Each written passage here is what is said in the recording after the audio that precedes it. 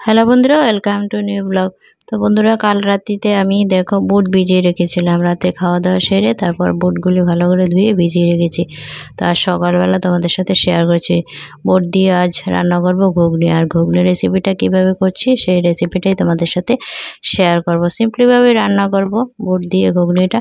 তো দেখো, বুটটাকে আমি আবারও সকালবেলা জল ঝরিয়ে ভালো করে ধুয়ে নিয়েছি। এখন সিদ্ধ করব প্রেসার কুকারে, সামান্য লবণ দিয়ে সিদ্ধ করে নেব। ওই তো বন্ধুরা, বুটটা সিদ্ধ করে নিয়েছি। আর এতটা সিদ্ধ হয়েছে যে কি বলবো, দেখো একদম বেশি সিদ্ধ হয়ে গেছে বুটটা। যাই হোক, ঘুগনি যখন রান্না করবো এইগুলি দিয়ে রান্না করবো। আলু কেটে নিয়েছি, আর এখানে দেখো পেঁয়াজ কুচি নিয়েছি, আর গোটা কিছু রসুন রেখেছি, আর টুকরো করে কিছু পেঁয়াজ রেখেছি, দুটো কাঁচা লঙ্কা চিড়ে নিয়েছি। তো এখন আলুগুলি ভেজে নিচ্ছি। আলুগুলি ভেজে তুলে তারপর ঘুগনিটা সম্বাদ দিয়ে দেবো। সব কিছু তো রেডি। তো কড়াতে তেল দিয়ে শুকনো লঙ্কা চিরা আর তেজপাতা দিয়ে দিলাম, দিয়ে একটু ভেজে নেব। একটু ভেজে তারপর পেঁয়াজ কুচি দেব। তো পেঁয়াজ কুচিটা দিয়ে দিলাম, পেঁয়াজটা একটু হালকা ভেজে নেব ভালো করে। তো নাড়াচাড়া দিয়ে অনবরত পেঁয়াজটাকে লাল লাল করে একটু ভেজে নিচ্ছি। তো ঘুগনিটা একদম সিম্পলিভাবে রান্না করব। অনেকে অনেক রকমভাবে রান্না করো, তো আমার রান্নাটা তোমাদের সাথে শেয়ার করছি বন্ধুরা। জাস্ট আমার চেয়েও অনেকে ভালো রান্না করো। তো দেখো পেঁয়াজটা একদম লাল লাল হয়ে গেছে, ভাজা হয়ে গেছে। এখন দিয়ে দেবো এই যে গোটা রসুন কোয়া, আর এই যে কাঁচা লঙ্কা দিলাম, আর টুকরো করা পেঁয়াজগুলি দিলাম, দিয়ে ভালো করে আবারও নাড়াচাড়া দিয়ে ভেজে নেব। তো বন্ধুরা দেখো, ভেজে নিলাম। এখন দিয়ে দেব হচ্ছে আদা রসুন পেস্ট। এই যে কেনা আদা রসুন পেস্টটা দিয়ে দিলাম, দিয়ে ভালো করে নাড়াচাড়া দিয়ে ভেজে নেব। আদা রসুন পেঁয়াজ সব কিছু ভাজা হয়ে গেছে। এখন দিয়ে দিলাম মশলা, জিরে গুঁড়ো, হলদি গুঁড়ো, লঙ্কা গুঁড়ো, ধনে গুঁড়ো একটু গুলে দিয়ে দিলাম, দিয়ে ভালো করে কষিয়ে নেব। মশলা কষানোতেই কিন্তু তরকারি রান্নাটা টেস্ট হয়।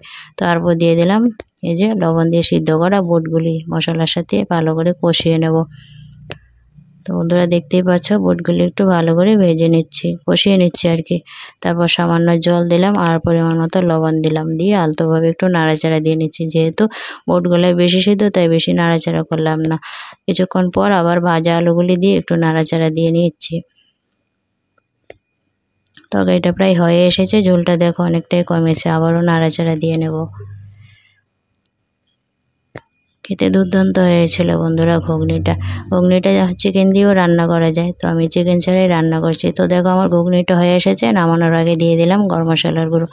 এখন গরম মশলার গুঁড়োটা ভালো করে মিশিয়ে দেব। প্রথমে আলতো করে একটু নাড়াচাড়া দিয়ে নিচ্ছি। এখন ভালো করে ঘুগনিটার সাথে গরম মশলার গুঁড়োটা মিশিয়ে নামিয়ে নেব। বন্ধুরা দেখলে তো, গরম মশলার গুঁড়ো দিয়ে অনবরত নাড়াচাড়া দিয়ে ভালো করে মিশিয়ে নিয়েছি। তো ঘুগনিটা হয়ে গেছে, এখন নামিয়ে নেব। তো বন্ধুরা দেখো, ঘুগনিটা নামিয়ে নিয়েছি। কেমন হয়েছে দেখতে ঘুগনিটা অবশ্যই জানাবে কমেন্টে। একদম সিম্পলিভাবে ঘুগনিটা রান্না করছি, আর সেই রেসিপিটাই তোমাদের সাথে শেয়ার করলাম। চিকেন দিয়েও ঘুগনি রান্না করা যায়, তো আমি চিকেন ছাড়া আজ রান্না করলাম। দূর দূরান্তের প্রান্ত থেকে অনেক বন্ধুরা আমার ভিডিও দেখো, সাপোর্ট করো। আমি আজও জানতে পারলাম না কে কোথা থেকে ভিডিওটা দেখো। তো আজ একটু প্লিজ আমার ভিডিওটা যে যেখান থেকে দেখছো একটা কমেন্টে জানাবে কে কোথা থেকে, কোন দেশ থেকে বা রাজ্য থেকে আমার ভিডিওটা দেখছো। খুবই খুশি হব, আর থ্যাংক ইউ জানাবো তোমাদেরকে আমাকে সাপোর্ট করার জন্য। প্লিজ তোমাদের কাছ থেকে আরও একটু সাপোর্ট, ভালোবাসা যায়। লাইক কমেন্ট করতে ভুলো না বন্ধুরা। বন্ধুরা আমার ঘুগনি রেসিপিটা যদি তোমাদের কাছে ভালো লাগে তাহলে একটু শেয়ার দিয়ে দিও। তোমাদের শেয়ারে, লাইক, কমেন্টে আমার ভিডিওটা অনেক দূর যাবে, তাতে করে আমার একটু সাপোর্ট হবে। তোমাদের সাপোর্ট, ভালোবাসাই চাই বন্ধুরা। দেখো ঘুগনিটা ঠান্ডা হয়ে জাস্ট লোভনীয় হয়েছে, কথা হবে না আর। তো বন্ধুরা চলো, আবারও আসবো নতুন কোনো ভিডিওর সাথে। ততক্ষণ ভালো থেকো, সুস্থ থেকো, tata, bye bye, thank you.